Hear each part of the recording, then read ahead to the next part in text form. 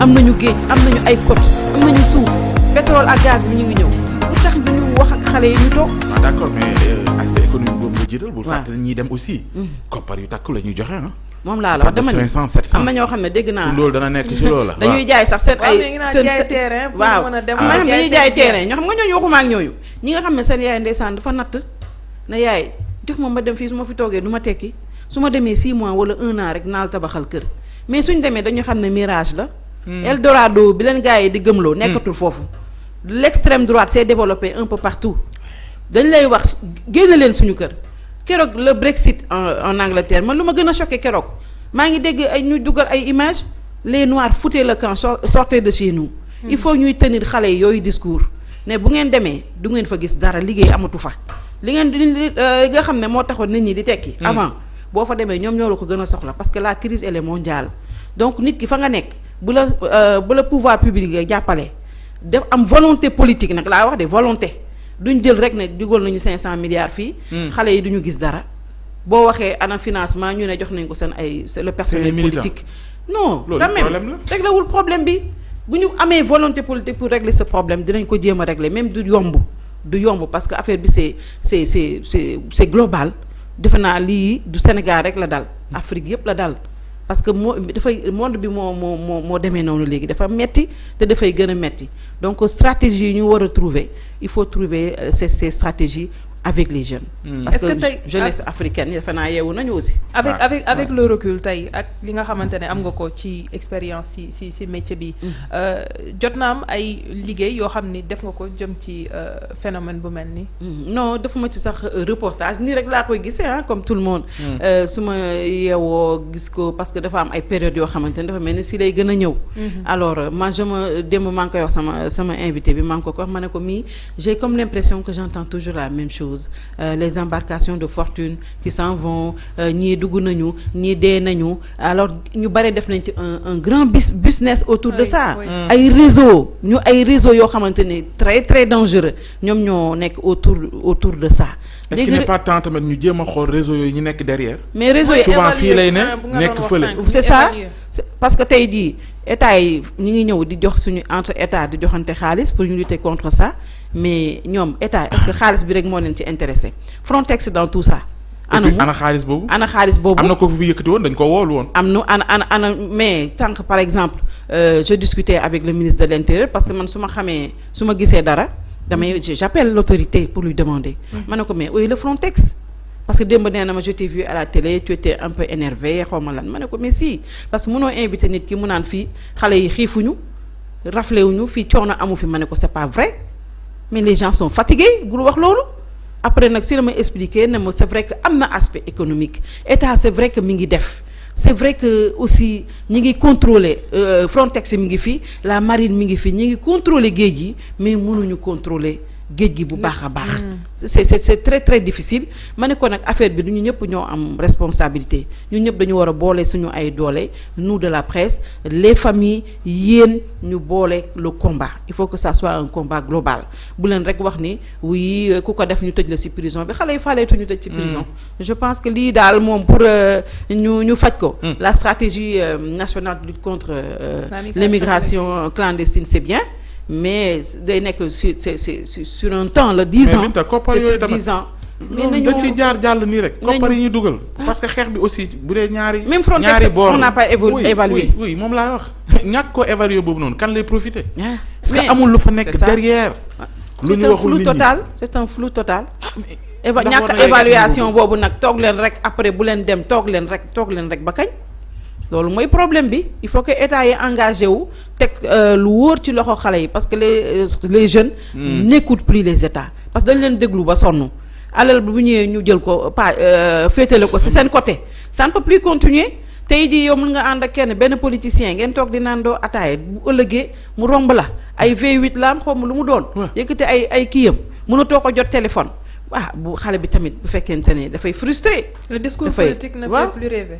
ça ne fait plus rêver ma chère yow xam nga ne xale yi déglootuñu kenn ñi leen indil nag un discours boo xamante ne moom la ñuy xaar un discours de rupture 60 ans après les indépendances on ne peut plus être avec les mêmes. qui répètent la même chose après bu ñu demee papa bu demee doom ñëw bu doom ñëwee sët ñëw. nous sommes pas dans une monarchie. léegi rupture boobu nga xamante ne am na ay jeunes politiciens yi ko indi. xale yi gis ci seen bopp. vraiment defe naa loolu la les jeunesses pas seulement sénégalaises di xaar mais les jeunesses africaines. qui se sont réveillées et nga xamante ne dañu devenir beaucoup plus exigeantes cette jeunesse africaine nee naa leen man lu ma gën a waxuma Macky Sall de je ne le plains pas mais beneen président bi ñëw. kooku laay gën a plaindre. et ça va se passer un peu partout en Afrique. parce que xale yi dañu yeewu dañu devenir exigeant boo ñëwee na leen bu ma ñëwee dinaa leen wàcceel septième ciel teg ko ci seen loxo 2 jours après ils vont te demander septième ciel bi anamu mais surtout doo boo leen ko joxul dañ lay indil problème. kon kuy diggee xamal dañ lay dégager kuy diggee na nga xam li ngay diggee. pendant ce temps kon ban note ngay jox lii. da nga jàpp ne échec la wala. lan si. maanaam. politique migratoire waaw. ah man de échec laa ko jàppee parce que mënuñu chaque année on vit la même chose c'est pas possible. bu fekkente ne on a mis des milliards état yi investir nañu yéen nee ngeen yéen a ngi contrôler géej gi te xoolal géej gi chaque jour.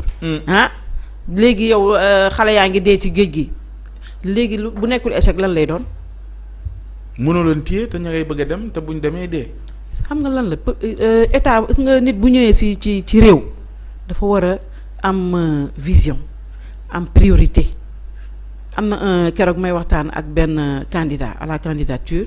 mu won ma son programme bi ma ko wonee je trouve que c'était tellement ambitieux mais ba ma paree dama ko ne bul commettre erreur comme ñeneen ñi li ñuy def gis nga nit boo ñëwee ci réew déglul sa askan xam lu ñu soxla nga tàmbali ci loolu bu leen ñëw di leen miroiteloo ay gratte-ciel yu ñu gis un peu partout ay Dubaï ay affaires yooyu ma ne ko on en a besoin développement ñëpp a ko soxla mais il faut commencer par le commencement moom mooy nit ñi dañu xiif jox leen ñu lekk. li saa la bi naan bu leen jëndal écran plat fekk dañu xiif. looy doy écran plat mbaa di nga mën a xool. moo jaaxal ñëpp. alors dugg ci politique bi d'abord ma njëkkee ak Benno Bokk Yaakaar. mel na ni instant bi jamono gi ñu nekk. défi candidature unique mooy posé wu foofu. ban jàngat nga def ci coow li nga xam ni génn na gannaaw président bu mu ne man bokkatuma. et que ñi ngi def ay concertation pour tànn kenn. am ñuy jóg am ñoo xamante de façon subtile ñoom itam ñi ngi wane seen bopp ban jàngat nga ci def. alors man lu ma ci gis moom mooy di yëpp mënoon nañu ñàkk bu fekkente ne président de la république bi nga xamante ni moom la ñu faloon pour deux mandats teeloon na wax. teeloon na structurer son parti. teeloon na génne son dauphin kon du ñu egsi ba fii li tax lii yëpp man je dis que c'est la responsabilité de Macky Sall xëy na tamit nekkul woon dans les dispositions wu bañ a def 3e mandat.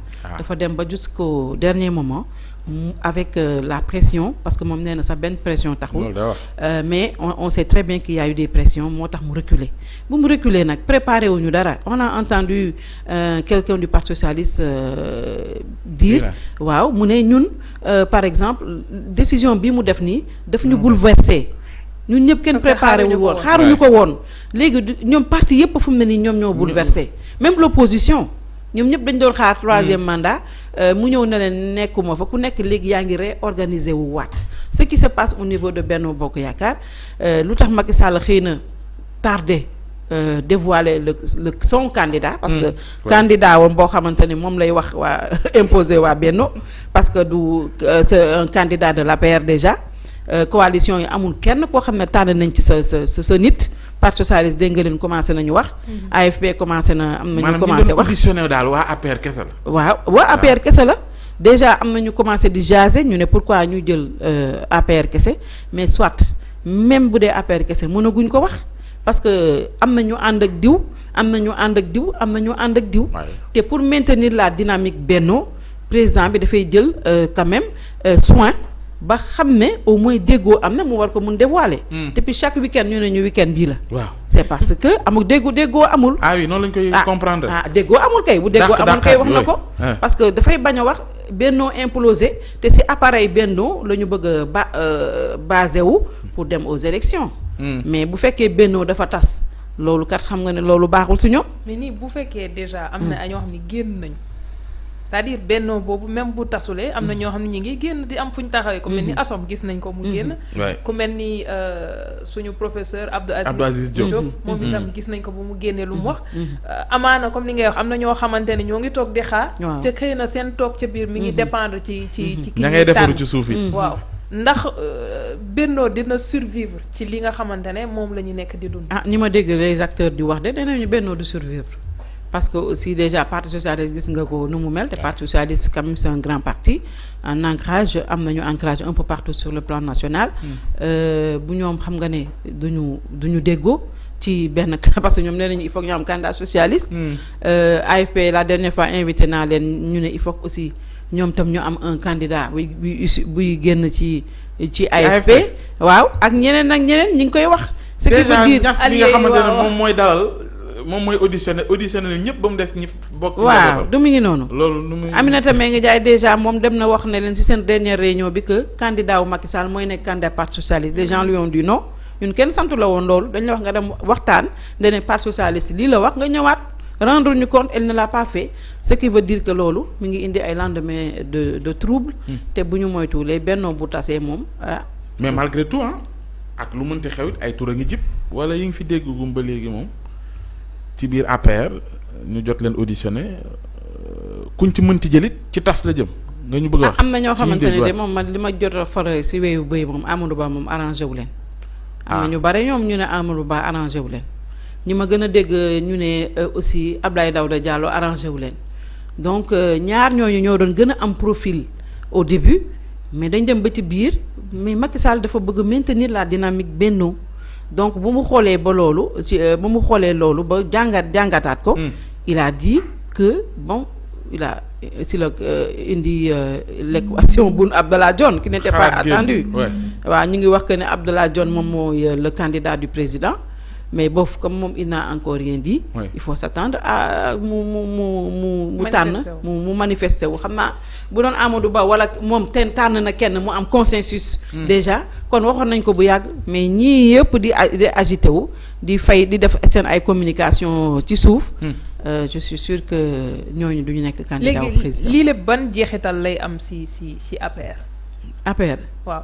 structure en tant que parti parce que xëy na président Macky Sall dañ daan dégg muy wax ñoom ñëpp bu ñu waxee de façon unanime da ngay xam ni ñii dañ leen yónni ay ndaw lañu mais tey nga xam ni mën nañ ne amatul peut-être beneen enjeu bu ci nekk ci ginnaaw président Macky Sall est-ce que APR tamit du subir li nga xamante ne nii mooy décision seen kilifa bi ne man tamit nekkatuma candidat déjà moo taxoon mu ne man de du ma teel a wax su ma teelee wax ñëpp kenn dootul liggéey déjà APR gis nga ko les langues commencent à se délier li ñu ñemewul woon ñu ngi koy def léegi nii je pense que ñeneen dinañ wax ñii rek ñoo génn gum ñeneen dinañ génn wax parce que d'accord ñu xëy na si ki nga xamante si ñi ñuy tànn parce que xam naa ku nekk am nga sa nit te boo sañoon moom la ñuy tànn moo tax président ne du bàyyi APR.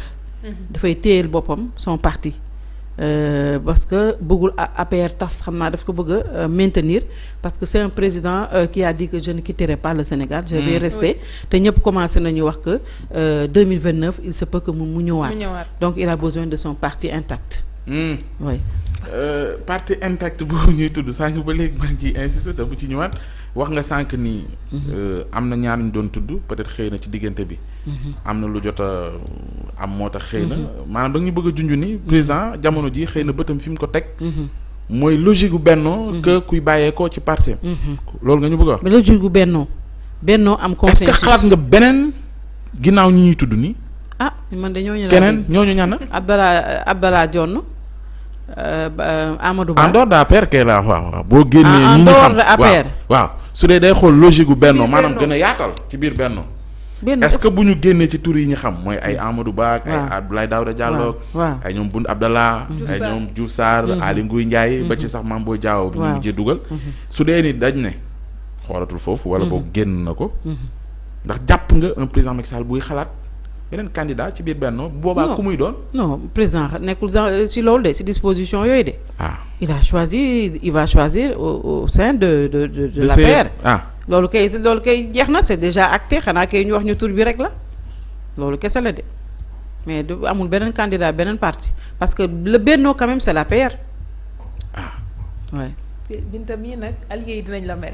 mais le Benno c'est l'APR absolument parti socialiste ma nekk AFP li ñu am ci histoire ci en fait li ñuy représenté ci histoire AFP lu mu représenté te AFP tas na ba pare mu ngi nekk à la remorque de l'APR peut-être le parti socialiste dafa des nii tuuti ñi xam nga ne commencé nañu wax retrouvailles socialistes commencé évoquer Khalifa Ababacar Sall ce qui veut dire que ñii génn ci PS ils vont aller rejoindre Khalifa Ababacar Sall qu'est-ce qui reste du PS.